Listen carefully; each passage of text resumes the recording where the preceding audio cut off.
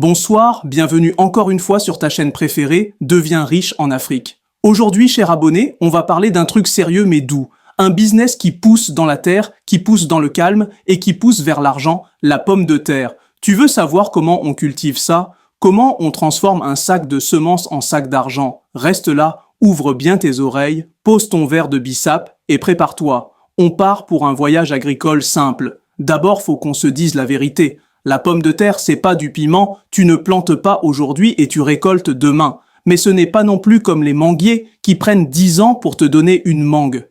C'est entre les deux. Et surtout, c'est rentable, très rentable même. Mais pour que ça marche, faut respecter certaines choses. Tu ne peux pas prendre la patate, la jeter dans le sable et prier que Dieu fasse le reste. D'abord, il y a 3 choses à maîtriser pour réussir ta culture en un. Le climat. La patate aime le climat frais, pas glacé comme le cœur de ton ex, mais frais genre 20 à 25 degrés Celsius. Donc si tu es dans une zone trop chaude, faut planter en saison fraîche ou en saison de pluie, chercher un coin avec un peu d'altitude. 2. Le sol. La patate n'aime pas les bagarres avec les cailloux. Elle veut un sol léger, meuble, bien drainé, genre un terrain qui a fait la paix avec lui-même. 3. L'eau.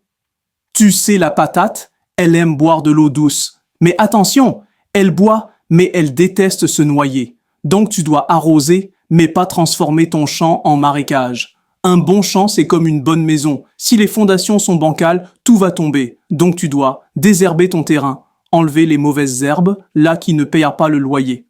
Labourer bien profond, 20 à 30 cm, pas juste gratter la surface, fumer le sol. Si tu as du fumier de vache, de volaille, compost, balance.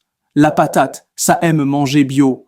Si tu veux que le sol respire bien, tu peux mélanger avec du sable si ton terrain est trop argileux. Et après tout ça, repose-toi un jour. Oui, tu laisses le sol se reposer un peu avant de semer. C'est comme quand tu fais un bon lit avant de dormir. La terre aussi mérite ça. Après environ 90 à 120 jours, les feuilles commencent à sécher. C'est le signal. Tu arrêtes d'arroser. Tu attends une semaine. Puis tu viens avec ta houe, ton énergie, ta joie. Et tu déterres ton trésor. Les patates, faut bien les conserver, sinon elles vont pourrir ou germer. Ce qu'il faut faire, stocke-les dans un endroit frais, sec, sombre, pas de lumière directe, bonne aération, pas de mélange avec fruits mûrs, ça les fait germer plus vite. Si tu fais ça bien, tu peux les garder pendant plusieurs mois. Tu te demandes sûrement, tout ça là, est-ce que ça rapporte vraiment? Écoute-moi bien, tu peux commencer avec un quart d'hectare, environ 2500 mètres carrés. Tu mets environ 1000 à 1200 kg de semences. Tu peux récolter 10 à 15 tonnes si tout se passe bien. Et aujourd'hui, au marché, le prix d'un kilo de patates peut varier entre 300 et 800 francs CFA selon la saison. Fais le calcul toi-même. Même avec les charges, tu sors avec un bon bénéfice. Et en plus, la demande est là. Les marchés, les grossistes, tout le monde en veut. Si tu es sérieux, même avec un petit terrain, tu peux gagner gros. Et après quelques récoltes, tu passes à l'échelle supérieure. Aujourd'hui, c'est un sac, demain une tonne, après-demain une entreprise. Et ça, c'est exactement ce qu'on veut ici. Des Africains qui utilisent la terre pour se libérer. Il n'y a pas que le bureau et les diplômes. Il y a la terre, la vraie richesse, la vraie nourriture.